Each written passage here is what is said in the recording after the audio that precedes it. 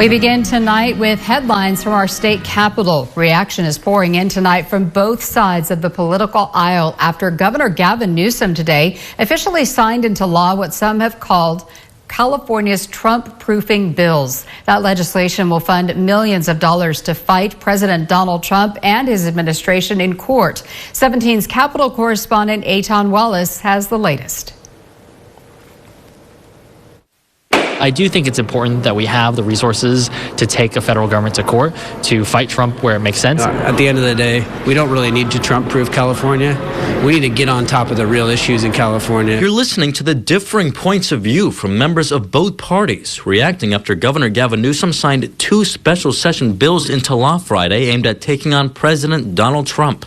The first bill calls for the state to allocate $25 million to the California Department of Justice to help Attorney General Rob Bonta fund future lawsuits against the Trump administration. The second bill allocates an additional $25 million for immigration-related legal services in the state to fight against Trump-backed mass deportations. We're not fighting Trump just to fight Trump. There are real dollars and real people's lives at stake, and I hope that people understand this is not political theater as usual. I think it's a mistake. It's $50 million that we really need for a whole host of things here in California.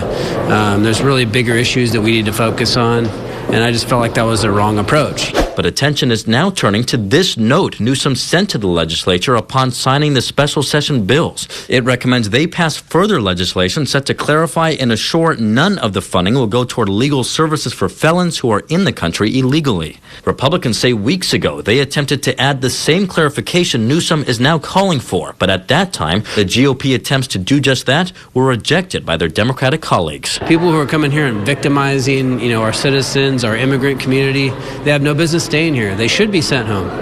And we could have done that. We had the amendment ready to go, and it became this partisan thing, and that's unfortunate. Democrats, meantime, say they sent a memo to the Legislative Journal to put it on record the money should not go toward defending felons. But that memo was not part of actual codified law. They stand by their original goal they say will ensure assistance for those who they believe deserve legal protections. Yeah, a lot of these people happen to be immigrants, but that doesn't mean they have no right for a day in court. For now, though, full-time lobbyist and McGill School of Law adjunct professor Chris McKaylee says Newsom's signing message is just that, a message. The two special session bills the governor signed are now law and can be changed only if the legislature takes Newsom up on his request. The only way to ensure it is to adopt a statute that adds that explicit language into the law. And a spokesperson from the Assembly Speaker's office confirms Assembly Democrats are exploring new legislation with clarifying language, but it's uncertain when that will be introduced and taken up for a vote. Reporting at the state capitol, Eitan Wallace, 17 News.